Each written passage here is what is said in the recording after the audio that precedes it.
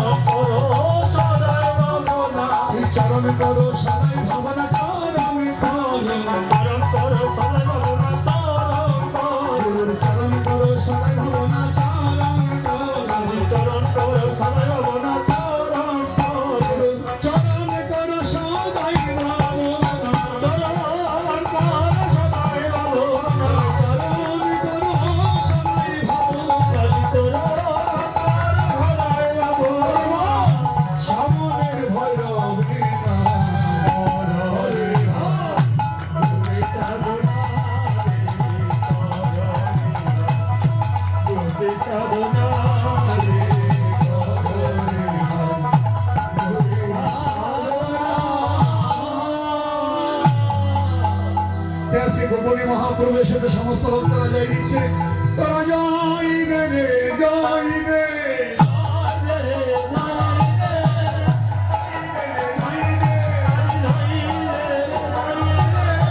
আমার গৌরব যাইবে